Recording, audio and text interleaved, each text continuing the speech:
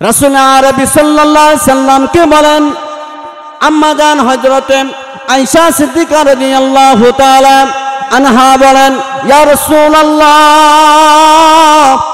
কিয়ামতের ময়দানে আপনার গুনাহগার উম্মত, আপনার যে উম্মতগুলি যারা আপনাকে মেনেছে, আল্লাহকে মেনেছে, তাদেরকে আপনি কিভাবে চিনতে পারবেন?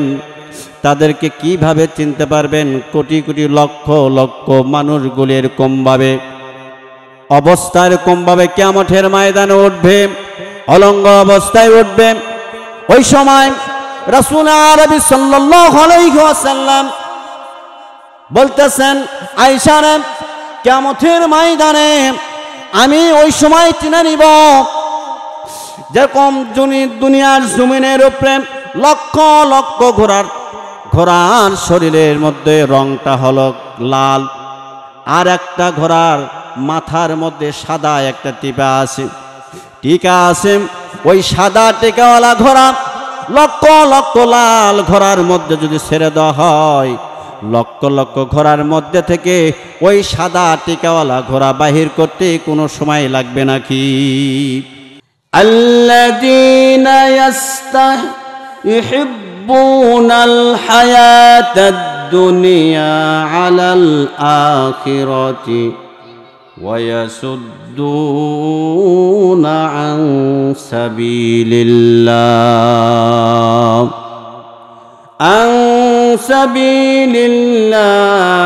ওয়া ইয়াবগুনাহা ইওয়াজা উলাইকা ফি দালালিম বাঈদ।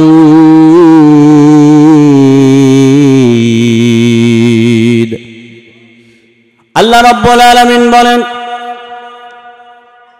যারা দুনিয়ার জীবনকে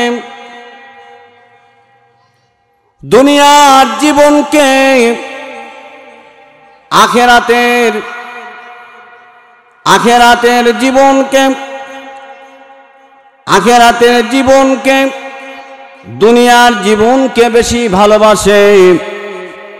কারণ দুনিয়ার জীবনে এই দুনিয়ার জমিনে আমরা চিরকাল থাকতে আসি নাই। এই ক্ষণস্থায়ী জিন্দেগি একদিন খতম হয়ে যাবে। আমার আল্লাহ রব্বুল আলামিন বলেন, আখিরাতকে নিচে রেখে দুনিয়াকে উপরে রাখেন, অর্থাৎ দুনিয়াকে বেশি বেশি মহব্বত করে, আখিরাতকে ভালোবাসে না, মহব্বত করে না। পরকালের কথা তার স্মরণ হয় না, পরকালকে বেশি মহব্বত করে না। অথচ দুনিয়ার টাকা পয়সা সম্পদগুলি, বাড়ি গাড়িতে এত নেশা, এত তাদের উপরে আকর্ষণীয় এমন কিছু আল্লাহ রাব্বুল আলামিন বলেছেন, এই দুনিয়াতে যা কিছু তুমি গড়াওতেছ, বানাইতেছ, টাকা পয়সা অষ্টলিকে যা কিছু করতেছ, বিল্ডিং ইমারত, অথচ আমার দেওয়া সম্পদ, আমার দেওয়া সব কিছু আমি আল্লাহ তাআলা তোমাদেরকে দান করেছি। একদিন চিরকাল বিদায় তুমি হয়ে যাবে, কিন্তু তুমি মুট করে তোমার সাথে একটা বিন্দু পরিমাণ সম্পদ তুমি সাথী বানায়া তুমি নিয়ে যেতে পারবে না। অথচ আল্লাহ রাব্বুল আলামিন বলেন, এই দুনিয়াকে তুমি বেশি বেশি মহব্বত করো না, বেশি বেশি মহব্বত করে আখিরাতকে তুমি ভুলে গেছো, পরকালকে তুমি ভুলে গেছো। তবে এই ক্ষণস্থায়ী জিন্দেগি একদিন থাকবে না, খতম হয়ে যাবে।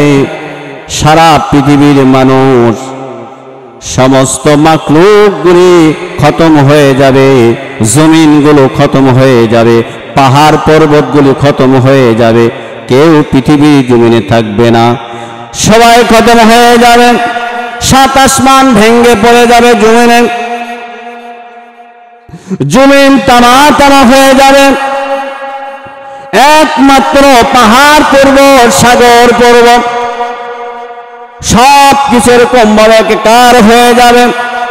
একমাত্র থাকবে যিনি আমাকে বানাইছে, আপনাদেরকে বানাইছে, সাত আসমান জমিন যিনি বানাইছে, তার নাম হলো আল্লাহ। তিনি হলো রব। সেই রব সব কিছু আমার আল্লাহ তাআলা বানাইছে। এই আল্লাহ রব্বুল আলামিন, আল্লাহ রব্বুল আলামিন তিনি শুধু থাকবেন আমার ভাইয়েরা। অথচ কোরআন দিয়ে বোঝাইতে চাইতেছেন দুনিয়ার সম্পদকে বেশি দিন তুমি রাখতে পারবে না। এই সম্পদ তোমার কাছে একদিন না একদিন তোমার কাছ থেকে আলাদা হয়ে যাবে। দুনিয়ার মহব্বত কমায় দাও, পরকালের মহব্বত তুমি দিলে পয়দা করে নাও, আল্লাহর মহব্বত দিলে তুমি পয়দা করে নাও।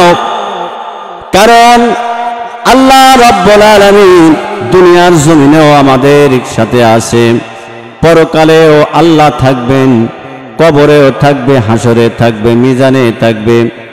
আমার আল্লাহ রব্বুল আলামিন বেশি বেশি মুমিন বান্দাদেরকে পছন্দ করে, বেশি বেশি মুমিন বান্দাদেরকে পছন্দ করে। এই জন্য আল্লাহ রব্বুল আলামিন বলেন, তাবারাকাল্লাযী বিয়াদিহিল মুলকু ওয়া হুয়া আলা কুল্লি শাইইন কাদির।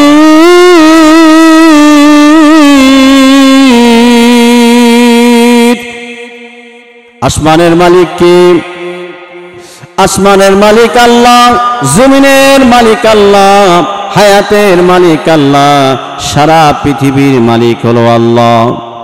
এখন আমাদেরকে বসাইছেন, সেই আল্লাহ আমাদেরকে বসাইছেন জান্নাতি বাগানের ভিতরে। আর যারা এখনো দোকান পাটে বসে বসে আড্ডা মারে, তাদেরকেও দোকান পাশে বসাইছে কে?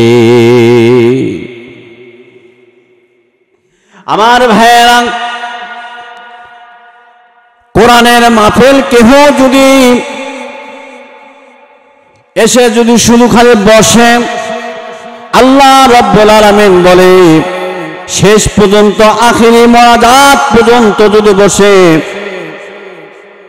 নিজের সহি নিয়তে বসে বসে ওলামা একরামদের জবান থেকে কোরআন হাদিসের আলোচনা যখন শুনে, আল্লাহ রব্বুল আলামিন তার সাথে সাথে সমস্ত গুনাহগুলি আমার আল্লাহ তাআলা মাফ করিয়ে দেয়।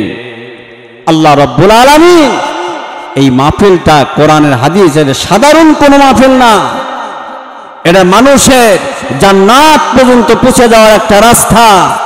কারণ এখান থেকে আমার আপনার তৈরি হওয়া, ইমানকে তৈরি করে নেওয়ার রাস্তা এবং জান্নাতে যাওয়ার সেই আল্লাহ তাআলা একটা আমাদেরকে রাস্তা দেখায় দিচ্ছেন যে হ্যাঁ, দুনিয়ার জমিনে যে কোরআন ও হাদিসের মাহফিল, এখানে যদি তোমরা পরিপূর্ণভাবে বসতে পারো, আমি আল্লাহ তাআলা তোমাদেরকে ঘোষণা দিলাম কিয়ামতের ময়দানে আমি আল্লাহ তাআলা তোমাদেরকে আমি সমস্ত গুনাহগুলো আল্লাহ তাআলা মাফ করে তোমাদেরকে জান্নাতের মেহমান বানাই দিই। কার কথা? আল্লাহর কথা। এই জন্য ভাইয়েরা আমার, এখনো যারা এদিক সেদিক ঘোরাফেরা করছি, চলে আসি কোরআন ও হাদিসের মাহফিলে। আমার আল্লাহ রব্বুল আলামিন পবিত্র কোরআনের মধ্যে ঘোষণা করেছেন, ওয়া আম্মা মান খাফা মাকামা রাব্বিহি ওয়া নাহান নাফসা আনিল হাওয়া ফাইন্নাল জান্নাতা হিয়াল মাওয়া। আমার আল্লাহ রব্বুল আলামিন বলেন, হে মানুষ সকল, হে পৃথিবীর মানুষ, ওয়া আম্মা মান খাফা মাকামা রাব্বিহি ওয়া নাহান নাফসা আনিল হাওয়া। পৃথিবীর জমিনে যে কোনো জায়গায় যে তোমার নফসকে তোমার নফস যেটা চাই সেটা তুমি করতে পারবে না। কারণ দুনিয়ার জায়গাটা হলো এমন একটি জায়গা, মুমিনের জন্য হলো মুমিনের জন্য হলো জাহান্নামের একটা গর্তের মতো দেখা যায়, কারাগার। মুমিনের জন্য দুনিয়াটা হলো কারাগার, বন্দিঘর। আর কাফের বেঈমানদের জন্য দুনিয়াটা হলো জান্নাত। আল্লাহ রাব্বুল আলামিনের হাবিবুল্লাহ বলেন, ক্বালান নাবিয়্যু সাল্লাল্লাহু আলাইহি ওয়াসাল্লাম, আদ-দুনিয়া সিজনুল মুমিন ওয়া জান্নাতুল কাফির। দুনিয়াটা হলো মুমিনদের জন্য একটা জেলখানা, কারণ জেলখানার মধ্যে সর্বক্ষণ সর্বসময় থাকতে হয়। এমনও যে জেলখানার ভিতরে প্রস্রাব পায়খানা ঠিক মতো করা যায় না, খানার অসুবিধা, থাকার অসুবিধা, ঘুমের অসুবিধা। এই জেলখানার ভিতরে অনেক কষ্ট, অনেক কষ্ট, অনেক কষ্ট। অতএব দুনিয়ার জেলখানা হলো কিছুই না, পরকালের জেলখানা এমন কঠিন যে পরকালের জেলখানার ভিতরে সর্বক্ষণ সর্বসময় শাস্তির যন্ত্রগুলি ফিটিং করে রেখেছেন আমার আল্লাহ তাআলা। ওই জাহান্নামের ভিতরে প্রচন্ড এরকম ভাবে কষ্ট, এত আঘাত আর এত শাস্তি জাহান্নামের ভিতরে। আল্লাহ রাব্বুল আলামিন কোরআন দিয়ে জানায় দিচ্ছেন, ওয়া আম্মা মান খাফা মাকামা রাব্বিহি ওয়া নাহান নাফসা আনিল হাওয়া। তোমার নফসকে তুমি দমন করো। তোমার চাহিদা মতো তুমি যা ইচ্ছা তাই করতে পারবে না দুনিয়ার জমিনে। তোমার মনে চাচ্ছে মোবাইলের মতো অশ্লীলগুলি, সমস্ত গুনার কাজগুলি হচ্ছে, এই গুনার কাজগুলি তুমি করতেছো, তোমার নফসে চাচ্ছে যে তুমি এই কাজটা করো, কোন শয়তানে তোমাকে করাইতেছে, অথচ ওই নফসকে তোমার বাধা দিয়ে রাখতে হবে। যেই নফস যখন খারাপ কাজে লিপ্ত হয়, যখন তোমার নফস যখন খারাপ কাজের দিকে চলে যায়, যখন তুমি গুনার কাজের দিকে যখন তুমি লিপ্ত হও, আল্লাহ রাব্বুল আলামিন তখন আস্তে করে তোমার থেকে আল্লাহর রহমতগুলি আস্তে আস্তে সরায় নেয়। আস্তে আস্তে তোমার উপরে থেকে রহমতগুলি আল্লাহ তাআলা সরায় নেয়।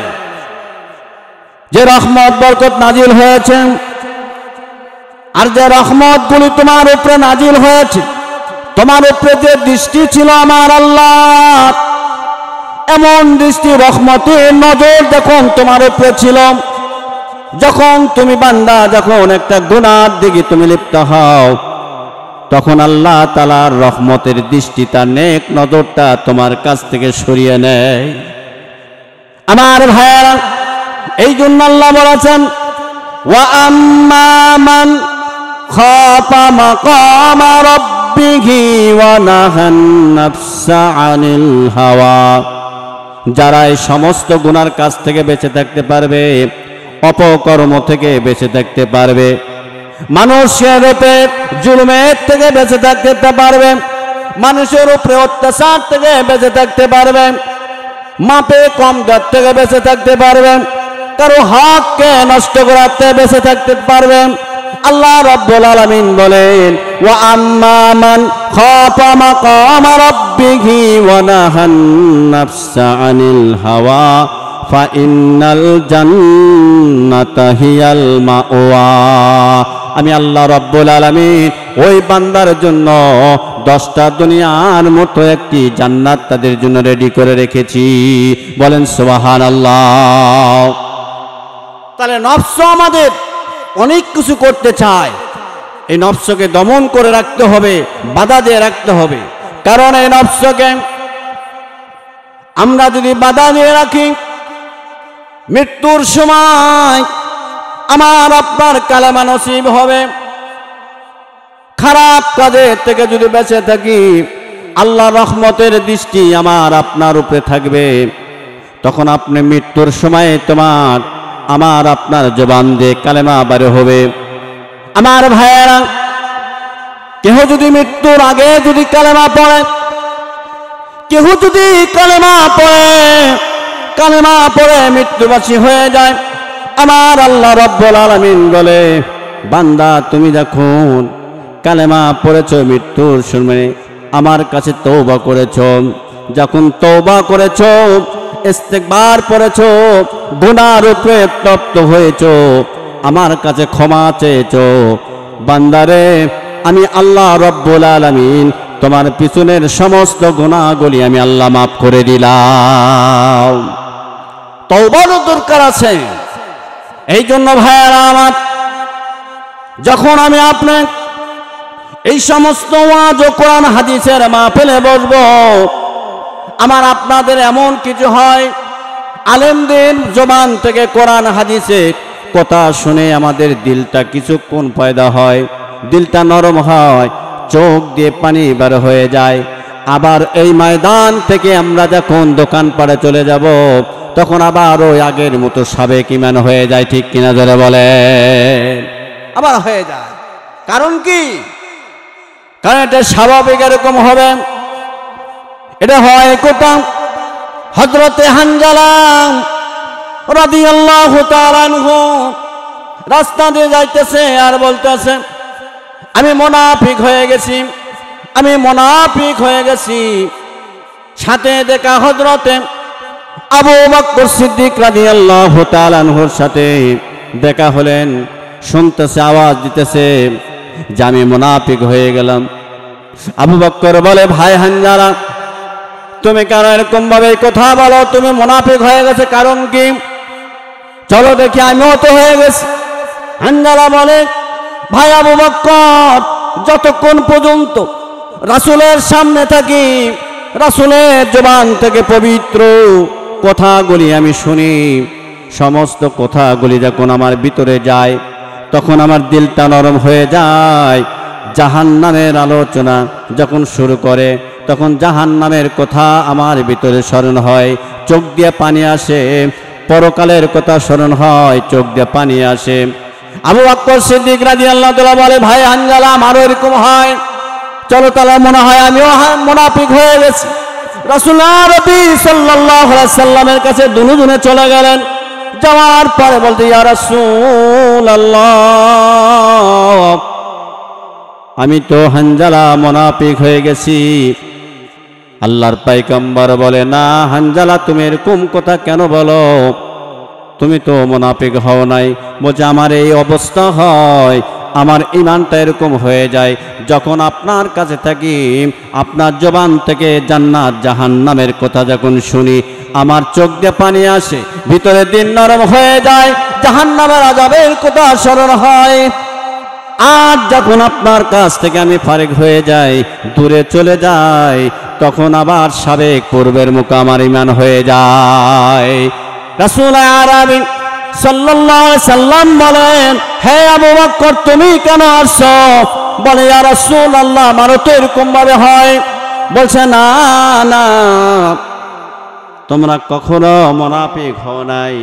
যারা একবার কালেমা পড়েছে, লা ইলাহা ইল্লাল্লাহু মুহাম্মাদুর রাসূলুল্লাহ সাল্লাল্লাহু আলাইহি ওয়াসাল্লাম, আল্লাহর পয়গম্বর বলেন, তোমরা মুনাফিক হও নাই। স্বাভাবিক স্বাভাবিক, আমি নবীর মতো যদি তুমি হও, জীবনে পারবে না। কারণ তোমাদের হওয়া স্বাভাবিক, তোমরা হলো মানুষ, তোমাদের ঈমান। এই যখন কোরআন ও হাদিসের আলোচনার সামনে বসবা, বসলে যখন তোমার দিল নরম হবে, জাহান্নামের আযাবের কথা শুনে চোখ দিয়ে পানি বের হবে, দিলটা নরম হয়ে যাবে, তখন আল্লাহর কাছে যখন দোয়া করতে থাকবা, আবার ওখান থেকে আসার পরে আবার যখন তুমি সরে যাও, অন্য জায়গায় চলে যাও, আবার ওই পরিবর্তন ওরকমভাবে হয়ে যায় যেরকম ছিল পূর্বের সময় আমার ঈমানটা। রাসূল আরবি বলেন, স্বাভাবিক তোমাদের হওয়া যায়, এরকম হলে তোমরা মুনাফিক হবে না। কারণ এরকম করতে করতে আল্লাহ রাব্বুল আলামিন তোমাদেরকে একদিন তোমার ঈমানকে মজবুত করে দিবে, পরিপূর্ণ বানায়া জীবনের গুনাহগুলি মাফ করে আল্লাহ তাআলা তোমাদেরকে বিনে হিসেবে জান্নাতের মেহমান বানায় দিবে। আমার ভাইয়েরা, এই জন্য রাসূল আরবি সাল্লাল্লাহু আলাইহি সাল্লাম বেশি বেশি করে সাহাবাদেরকে ডাক দিয়ে বলে, সাহাবীরা বেশি বেশি করে তোমরা ইস্তেগফার পড়বা, বেশি বেশি করে ইস্তেগফার পড়বা। আস্তাগফিরুল্লাহাল্লাযী লা ইলাহা ইল্লা হুয়াল হাইয়ুল কাইয়্যুম ওয়া আতুবু ইলাইহি। আস্তাগফিরুল্লাহাল্লাযী লা ইলাহা ইল্লা হুয়াল হাইয়ুল কাইয়্যুম ওয়া আতুবু ইলাইহি। আস্তাগফিরুল্লাহাল্লাযী লা ইলাহা ইল্লা হুয়াল হাইয়ুল কাইয়্যুম ওয়া আতুবু ইলাইহি। বেশি বেশি করে তোমরা যদি ইস্তেগফার পড়তে পারো, ইস্তেগফার শুধু দোয়া পড়লে চলবে না, মনে মনে যদি আমরা ইরাদা করি, ধারণা করি যে আমি এই গুনাহটা করেছি, এই গুনাহর উপরে আমি ইস্তেগফার পড়েছি, আল্লাহর কাছে তওবা করলাম, আল্লাহ তুমি আমাদেরকে মাফ করে দাও, মৃত্যুর আগ পর্যন্ত গুনাহ আমাদের দ্বারা করায়ও না, শয়তানের ধোঁকার মধ্যে ফেলায়ও না। যদি তওবা করতে পারি আমার আল্লাহ রাব্বুল আলামিন তওবা কবুল করে নেবেন।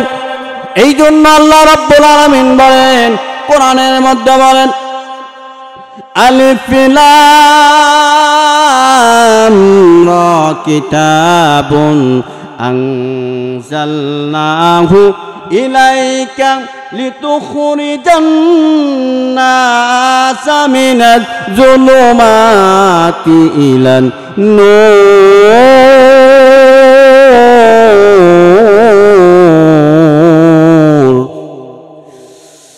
আল্লাহ রাব্বুল আলামিন বলে, বান্দারা দুনিয়ার জমিনের উপরে তোমরা যত গুনাহ করেছো, পাহাড় পরিমাণ গুনাহ করেছো, আর গুনাহ করার পরে যখন তুমি আমার দরজায় ফিরে আসো,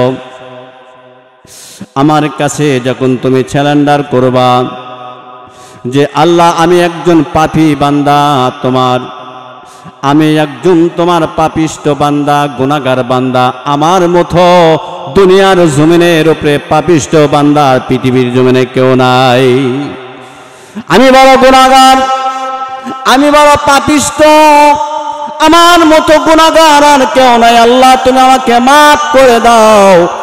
আমার আল্লাহ রব্বুল আলামিন ঘোষণা করে দিয়েছেন, বান্দারে তুমি যখন অনুতপ্ত হয়েছো, গুনাহর উপরে তুমি যখন তওবা করেছো, আমার উপরে সারেন্ডার করেছো যে আমি গুনাহগার, আমি ভুল করেছি, শয়তানের ধোঁকায় পড়ে গুনাহ করেছি, আল্লাহ তুমি মাফ করে দাও, তখন আল্লাহ রব্বুল আলামিন বান্দা তোমার গুনাহগুলি আমার আল্লাহ তাআলা মাফ করে দিবে।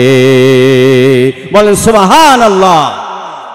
এই জমিনের উপরে, আসমানের নিচে জমিনের উপরে আমার আল্লাহ রব্বুল আলামিন এমন কিছু মানুষ আল্লাহ তাআলা বানায় রাখছেন, যে মানুষকে পৃথিবীর জমিনে টিকে রাখছেন, আসমান টিকে রাখছেন, জমিন টিকে রাখছেন, পৃথিবীর জমিন টিকায় রাখছেন, যে সমস্ত মানুষের কারণে, আমলের কারণে, চলাফেরার কারণে তাদের আখলাক ভিন্ন, তাদের আখলাক এত সুন্দর, তাদের চলাফেরা কত সুন্দর, তাদের কথার মধ্যে কত নূর, তাদের কথার মধ্যে কত এরকমভাবে এত সুন্দর কথা কয় মানুষের সাথে, তাদের সাথে এত সম্পর্ক, আর ওই সমস্ত মানুষের সম্পর্ক হলো একমাত্র আমার আল্লাহর সাথে। বলেন সুবহানাল্লাহ। আল্লাহর সাথে যারা যে যত বেশি বেশি সম্পর্ক রাখবে, রাসূলের সাথে যত বেশি সম্পর্ক রাখবে, আল্লাহ রব্বুল আলামিন বলে দুনিয়ার জমিনে আমার আল্লাহর সাথে যাই যত বেশি মহব্বত করেছে, যত অতি নিকটে কিয়ামতের ময়দানে আল্লাহর সামনে অতি নিকটে, তত নিকটে আল্লাহর বান্দা আল্লাহর নিকটে থাকবে। এই জন্য ভাইয়েরা আমার, গুনার কাজগুলি ছেড়ে দিন, পরকালকে বেশি বেশি পরকালের চিন্তা এবং ফিকির করি, পরকালকে বেশি সম্মান দিতে হবে, পরকালকে বেশি বেশি করে প্রাধান্য দিতে হবে, দুনিয়ার চেয়ে অনেক বেশি মূল্য দিতে হবে পরকালকে। কারণ এই দুনিয়াতে আমরা আজকে আছি, কালকে থাকবো না। এমন একটা জগৎ আমার আপনার মাঝে এসে উপস্থিত হবে, সেই জগতে চিরস্থায়ীভাবে থাকতে হবে। লক্ষ লক্ষ বছর, কোটি কোটি বছর, যুগ যুগ বছর তোমার সময় হয়ে শেষ হয়ে যাবে, কিন্তু তোমার আর আমার কবরের মধ্যে আযাব শেষ হবে না, আযাব হইতেই থাকবে। এমন একটা জগৎ আমার আপনার সামনে, সেই জগতের নাম হলো পরকাল। সেই জগৎটা শুরু হবে কবর থেকে নিয়ে।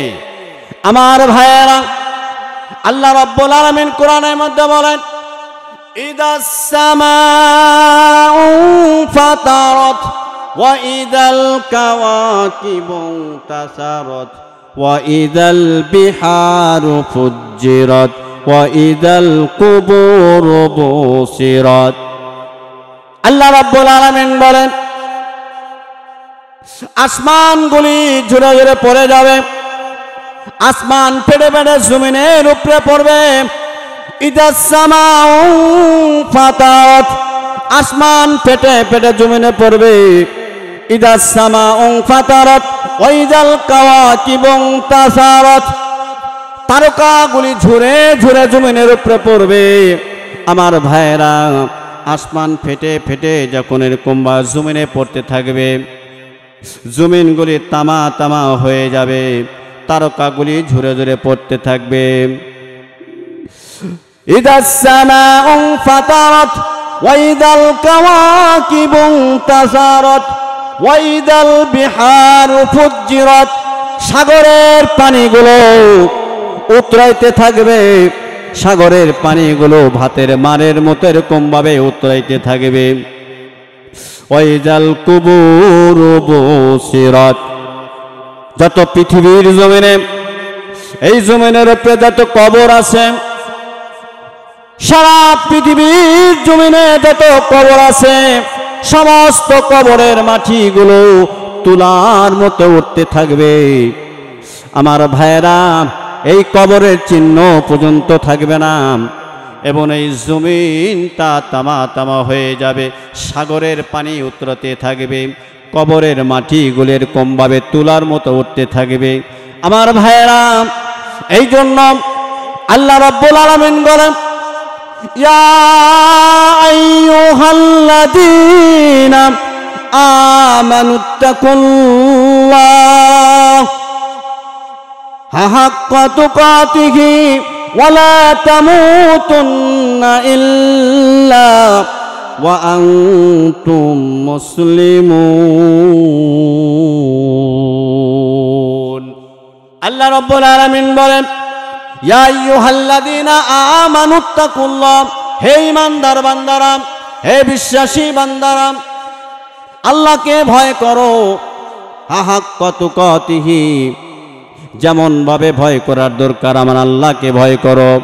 ওয়ালা তামুতুন্না ইল্লা ওয়া আনতুম মুসলিমুন, যেমন ভাবে ভয় করার দরকার এমন ভাবে ভয় করো। আর মুসলমান না হয়ে তোমরা মৃত্যুবরণ করো না, কবরে যাও না। কারণ সামনে আমার আপনার বড় একটা, এমন একটা সময়, এমন একটা যুগ, যেই যুগটা কবর, আর এই যুগ তোমার আমার শেষ হবে না।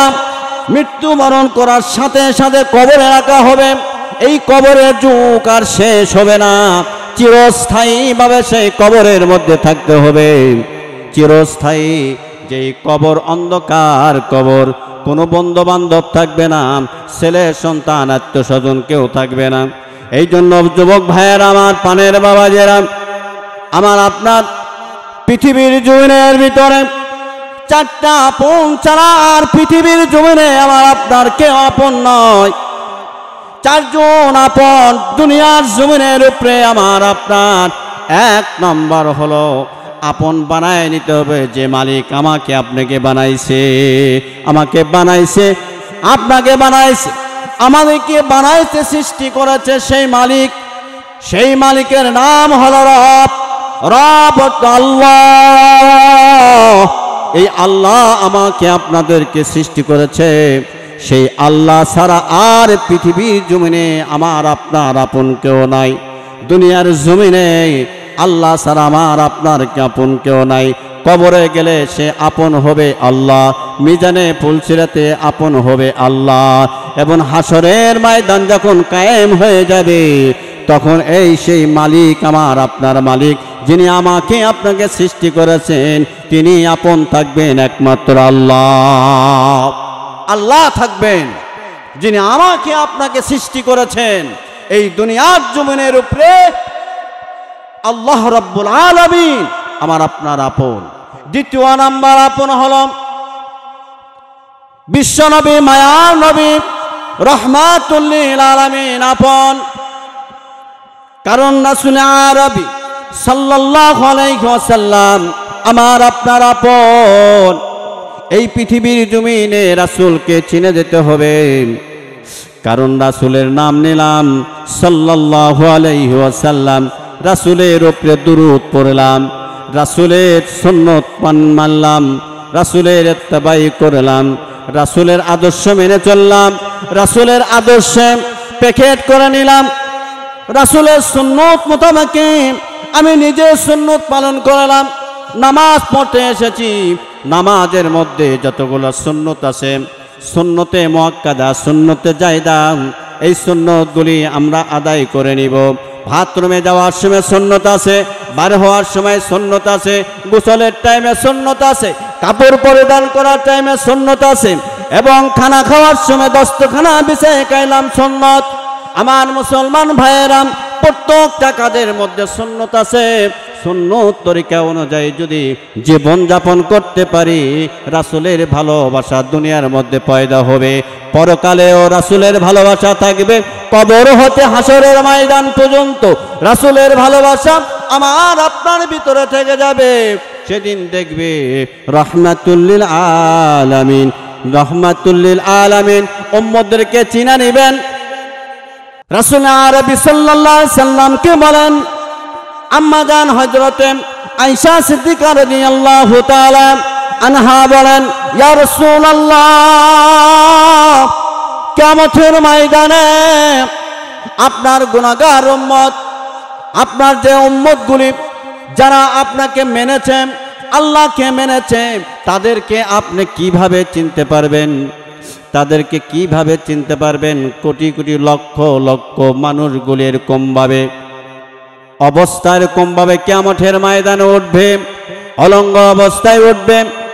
ওই সময় রাসূল আরবি সাল্লাল্লাহু আলাইহি ওয়াসাল্লাম বলতেছেন, আয়েশা রে, কিয়ামতের ময়দানে আমি ওই সময় চিনে নিব যেরকম দুনিয়ার জমিনের উপরে লক্ষ লক্ষ ঘোড়ার শরীরের মধ্যে রংটা হলো লাল, আর একটা ঘোড়ার মাথার মধ্যে সাদা একটা টিকা আছে। ওই সাদা টিকাওয়ালা ঘোড়া লক্ষ লক্ষ লাল ঘোড়ার মধ্যে যদি ছেড়ে দেওয়া হয়, লক্ষ লক্ষ ঘোড়ার মধ্যে থেকে ওই সাদা টিকাওয়ালা ঘোড়া বাহির করতে কোনো সময় লাগবে নাকি? আমাদের আয়েশা বলে, না না, চিনে ফেলবেন।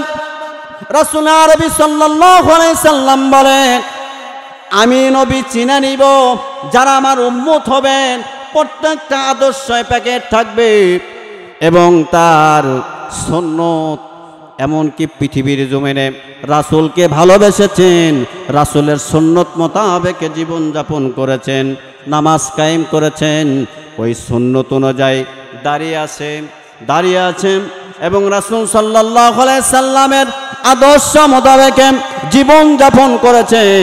কিয়ামতের ময়দানে লক্ষ লক্ষ ঘোড়ার মধ্যে থেকে ওই সমস্ত উম্মতদেরকে আমার রাসূল বেছে নেবেন।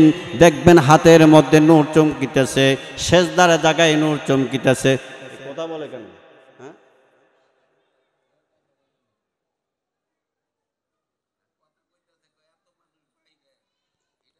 চুপ থাকেন আমার ভাইয়েরা। পৃথিবীর জমিনে যে যত ইবাদত করবে তার তত দিলের মধ্যে নূর পয়দা হবে ইবাদতের মাধ্যমে। আপনি ওযু করবেন, ওযুর মাধ্যমে আপনার নূর পয়দা হবে। সেজদা দিবেন, সেজদার জায়গায় নূর পয়দা হবে। সমস্ত শরীরে যে ওযুর জায়গাগুলি চকমক করবে থাকবে কিয়ামতের ময়দানে। 5 ওয়াক্ত নামাজের যখন আমরা ওযু করি, ওযুর মাধ্যমে আমাদের গুনাহগুলি ঝরিয়ে যায়। এই ওযুর জায়গাগুলি, সেজদার জায়গাগুলি কিয়ামতের ময়দানে আল্লাহর দরবারে সাক্ষী দিতে থাকবে। ইয়াউমাইদিন তুহাদ্দিসু আখবারহা। আর তখন কিয়ামতের ময়দানে এই মাটিগুলি, পৃথিবীর জমিনে যে মাটিতে আমরা বসবাস করেছিলাম, সমস্ত গোপন তথ্যগুলি কিয়ামতের ময়দানে প্রকাশ পেয়ে যাবে। পৃথিবীর জমিনে কে কত গোপনে কে কাজ কি কর্ম করেছে। ইয়াউমাইদিন তুহাদ্দিসু আখবারহা। পৃথিবীর জমিনে সারা দুনিয়ার মানুষ দেখে নাই আমি এমন একটা অপকর্ম করেছি, সেই অপকর্মটা একমাত্র দেখেছে কে? আল্লাহ। কেউ দেখে নাই দুনিয়ার জমিনে। ছেলে দেখে নাই, মেয়ে দেখে নাই, আত্মস্বজন দেখে নাই, বন্ধু বান্ধব দেখে নাই। পৃথিবীর জমিনে কোনো মানুষ আমার এই গুনার খবর জানে না, দেখে না। একমাত্র দেখেছে কে? আল্লাহ রাব্বুল আলামিন বলে আমি দেখেছি। আর সৃষ্টিটা করেছি আমি জমিন। এই জমিন আমি আল্লাহ বানাইছি। এই জমিন আমি আল্লাহ বানাইছি। এই জমিন আমি বানার পরে আমি আল্লাহ তোমাদেরকে পাঠিয়ে দিয়েছি। জমিনটা তোমার উপকারের জন্য আমি পাঠিয়েছি, আর বানাইছি তোমাকে উপকারের জন্য, তোমার উপকারের জন্য। যে জমিনে থেকে থেকে তুমি অপকর্ম করবা, এই গমরগুলি জমিনকে, এই জমিনটা আল্লাহর আদালতে প্রকাশ করে দিবে। কিয়ামতের ময়দানে গোপন জিনিসগুলি সম্পূর্ণ প্রকাশ হয়ে যাবে। যা যা গোপনে করেছেন, যা যা চুরি করে করা হয়েছে, গুনাহ করা হয়েছে, মানুষকে অত্যাচার করা হয়েছে, আর মানুষের গীবত গাওয়া হয়েছে, পর নিন্দা করা হয়েছে, কিভাবে মানুষকে ক্ষতি করা হয়েছে, সব কিছু প্রকাশ হয়ে যাবে কিয়ামতের ময়দানে। ইয়াউমাইদিন তুহাদ্দিসু আখবারহা। ইয়াউমাইদিন তুহাদ্দিসু আখবারহা। কিয়ামতের ময়দানে প্রকাশ হয়ে যাবে সব কিছু। এই জন্য ভাইয়েরা আমার, মরণের কথাকে স্মরণ করো, মৃত্যুর কথাকে স্মরণ করো। আল্লাহ রাব্বুল আলামিন আমাদের মাঝে আজরাইল পাঠিয়ে দিবেন। আজরাইল যখন আমার আপনার পাশে চলে আসবে, রূহটা যখন বাহির করে নিবে, তখন থেকে আমার আপনার সমস্ত আমলের দরজাগুলি বন্ধ হয়ে যাবে। রাসূল আরবি সাল্লাল্লাহু আলাইহি সাল্লামের সাহাবী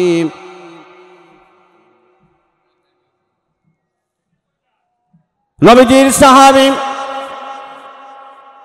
হযরত আলকামা রাদিয়াল্লাহু তাআলা সাধারণ একটা কষ্ট দিয়েছিলেন, তার মার সাথে খারাপ ব্যবহার করেছিল। মৃত্যুর সময় তার জবানে কালেমা নসিব হয় না, বহুত কষ্ট হইতেছে। হযরতে আলকামা রাদিয়াল্লাহু তাআলা আনহুর খবর আসলো নবীজির কাছে। নবীজি বললেন চলো যাই দেখি আলকামার কাছে কি অবস্থা। চলে যায় দেখে অনেক সাহাবীরা তার পাশে, অনেক লোকজন বসা, তার জবান থেকে কালেমা নসিব হয় না। রাসূল আরবি সাল্লাল্লাহু আলাইহি সাল্লাম ঘোষণা দিলেন বেলাল রে। সাহাবীদেরকে বললেন, হে বেলাল, তাড়াতাড়ি লার্কি এবং কাঠের সংগ্রহ করো। কারণ বেলাল মাকে কলজার মধ্যে আঘাত দিয়েছেন, বাবার কলজার ভিতরে আঘাত দিয়েছে, মনে কষ্ট দিয়েছেন। এই মা যতক্ষণ পর্যন্ত সন্তানকে মাফ না করবে, ততক্ষণ পর্যন্ত তার জবান দিয়ে কালেমা নসিব হবে না। তার মা কোথায়? বৃদ্ধা মা আসেনি? বলছে হ্যাঁ, তার বৃদ্ধা মা আছে। বৃদ্ধা মাকে ডাকা হলো। নবীজি জিজ্ঞাসা করলেন, মা তুমি বলো তোমার সন্তানের এখন তো তিনি জাহান্নামী হয়ে যাবে মরার সাথে সাথে, তুমি যদি মাফ না করো আর দুনিয়ার জমিনের উপরে তার শাস্তির ব্যবস্থা করতে আমার আল্লাহ বলেছে। তুমি যদি মাফ না করো আমি নবী ঘোষণা দিব, কাঠ দিয়ে তার সমস্ত শরীরকে ডেকে আগুন জ্বালায় দাও, দুনিয়ার জমিনের উপরে আলকামাকে পুড়িয়ে তাকে ছাই বানায় উড়ে দাও। কে বলেছেন? নবীজি বলেন যে হ্যাঁ, যতক্ষণ পর্যন্ত তুমি মাফ না করবে। তখন মহিলাটি বলে, ইয়া রাসূলুল্লাহ, এই সন্তানকে আমি কত কষ্ট করে লালন পালন করেছি, কত কষ্ট হয়েছে, 10 মাস 10 দিন পর্যন্ত আমি পেটে রেখেছি, খানা ঠিক মতো খাইতে পারি নাই, ঘুমাইতে পারি নাই, রাতের পুরোটা রাত আমি হোজাক, সেই সন্তানকে পেটে নিয়ে আমি ঠিক মতো খেতে পারি নাই, আর সেই সন্তান আমার অন্তরে দিলের মধ্যে আঘাত দিয়েছে, আমি মাফ করব না, আমি মাফ করব না। রাসূল আরবি বলে, বিলাল দেরি করো না, মা যখন মাফ করে দিবে না, অতএব তার শাস্তি দুনিয়ার জমিনের মধ্যে কিছু দুনিয়ার মানুষ কিছু দেখুক যে কোরআন হাদিসের মধ্যে এরকম প্রমাণ দলিল আছে, যারা মা বাবাকে কষ্ট দিয়ে দুনিয়াতে বিদায় হয়ে যাবে, দুনিয়া অশান্তি ভোগ করবে এবং কবরে গেলেও তার কবরের মধ্যে আযাব কোনো মুক্তি পাবে না, আযাব হতেই থাকবে। এই জন্য নবীজি বলছেন, তাড়াতাড়ি লাড়কি নিয়ে আসো, সমস্ত শরীরের উপরে লাড়কি জ্বালায় লাড়কি দিয়ে দাও, লাড়কি দিয়ে তার উপরে এরকম ভাবে আগুন ধরায় দাও। যখন এই লাড়কিটাকে চতুর্দিকে আলকামার দেওয়া হলো, মা চিৎকার মেরে এসে সন্তানের পায়ের উপরে পড়ে কান্দে, বলে, ইয়া রাসূলুল্লাহ, ইয়া হাবিবাল্লাহ, নবী গো, কারণ আমি 10 মাস 10 দিন আমার সন্তানকে রেখেছি, আমার চোখের সামনে যদি আমার সন্তান আগুনে পুড়ে আমার বুকটা ফেটে যাবে, অতএব আমি সহ্য করতে পারবো না নবী, আমার সন্তানকে আমি মাফ করে দিয়েছি, আপনিও মাফ করে দিবেন, আল্লাহ যেন মাফ করে দেয়, বিনে হিসেবে আমার সন্তানকে যেন আল্লাহ রব্বুল আলামিন জান্নাতের মেহমান বানায় দেয়। আমার ভাইয়েরা, সাথে সাথে আগুন লাগায় দিলেন না, লাড়কি সরায় ফেলেলেন, সাথে সাথে কালেমা নসিব হয়ে গেছেন। বিলাল রাদিয়াল্লাহু তাআলা আনহু বলেন, ইয়া রাসূলুল্লাহ, আলকামার জবান থেকে কালেমা উচ্চ সুরে বের হয়েছে, আমরা কয়েকজন সাহাবী শুনেছি যে আলকামা কালেমা পড়তে পড়তে এই পৃথিবীর জমিন থেকে ত্যাগ করেছে। এই জন্য কালেমাটা অনেক, কালেমা যদি না পড়ে এবং আল্লাহর উপরে ঈমান যদি না আনে, তার কোনো আমল আল্লাহর দরবারে গ্রহণযোগ্য হবে না। এই জন্য দুটা জিনিস শর্ত, আল্লাহর উপরে 1 নম্বর ঈমান আনতে হবে, 2 নম্বর সহি আমল করতে হবে, ঠিক কিনা জোরে বলেন। এই জন্য ভাইয়েরা আমার, আপনাদেরকে আমি বলি, যুবক ভাইদেরকে এখনো বলি, যাদের মা বাবা এখনো দুনিয়ার জমিনে বেঁচে আছে, খেদমত করবেন, আমার আল্লাহ তাআলা খেদমতের বিনিময়ে আল্লাহ তাআলা তোমাকে জান্নাত দান করবে। আল্লাহ রব্বুল আলামিন বলেন, কোন মা বাবা যদি সন্তানের উপরে অসন্তুষ্ট হয়, আমি আল্লাহ তাআলা অসন্তুষ্ট হয়ে যাই। আর যদি কোনো সন্তানের মা বাবা যদি সন্তানের উপরে যদি খুশি হয়, রাজি থাকে, আমি আল্লাহ তাআলা ওই সন্তানের উপরে আমি খুশি হয়ে যাই, রাজি হয়ে যাই। এই জন্য যাদের মা বাবা এখনো আছে তাদেরকে খেদমত করবেন, যা চাই দিবেন, মৃত্যুর আগ পর্যন্ত খেদমত করবেন, আপনার ব্যবসা বাণিজ্যের মধ্যে বরকত হবে, আপনি কোনো রাস্তাঘাটে কোনো বিপদে থাকবেন না, কোনো জিনিসের অভাব হবে না। কারণ আল্লাহ রব্বুল আলামিন বলেছে যে অকদা রব্বুকা আল্লাহ তা'বুদু ইল্লা ইয়্যাহু ওয়া বিল ওয়ালিদাইনি ইহসানা। আল্লাহ বলেছেন যে বান্দা, তোমার মা বাবার প্রতি ইহসান করো, দয়া করো, এবং যা কিছু লাগে পরিপূর্ণভাবে দেওয়ার জন্য চেষ্টা করো। তোমার ভান্ডারে তোমার শক্তি যতদিন আছে মা বাবার খেদমত করো, আল্লাহ রব্বুল আলামিন গুনাহগুলি মাফ করে দিবেন, আল্লাহ তাআলা বিনা হিসেবে জান্নাতের মেহমান বানায় দিবেন। এই জন্য ভাইয়েরা আমার, সময় শেষ হয়ে গেছেন। এখনো আমি বলতেছি, পৃথিবীর জমিনে কেউ থাকতে পারবে না, সকলেই চলে যেতে হবে অন্ধকার কবরে। এই তালাশকুর গ্রামে অন্ধকার কবরে অনেকের মা নাই, বাবা নাই, ছেলে নাই, দাদা নাই, দাদি নাই, অন্ধকার কবরে শুয়ে আছে। কোন অবস্থায় আছে? যুগ যুগ বছর অতিবাহিত কবরের মধ্যে কোন অবস্থায় আছেন জানি না। আমরা কবরের পাশে যাই আর তারা শুনতে পায় ডাক দিতে বলে, আইকে বড় মা মেরু বিদা মন কুশাউ হাসতে মারে আলহামে দেব খা। সন্তান, তুমি হেঁটে যাচ্ছ, তোমার হাতে তোমার পায়ের আওয়াজ আমি মা বাবা শুনতে পাই, সব কিছু কবর থেকে শুনতে পাই। এই জন্য মা বাবার জন্য আমি দোয়া করব, নামাজ পড়ব, আর যত অপকর্ম করব, যত গুনাহ কাজ করব, মা বাবার কবরের মধ্যে পুষবে, মা বাবা অশান্তি ভোগ করবে। এই জন্য ভাইয়েরা আমার, যুবক ভাইদেরকে বলবো যে আমরা গুনার কাজগুলি ছেড়ে দিই, আল্লাহর কাজ আমরা বেশি বেশি করি, পরকালকে আমরা বেশি বেশি প্রাধান্য দিব। দুনিয়ার মহব্বত, দুনিয়ার ভালোবাসা আমরা কমায় দিব। আল্লাহ রাব্বুল আলামিন আমাকে আপনাদেরকে আমল করার তৌফিক দান করুন।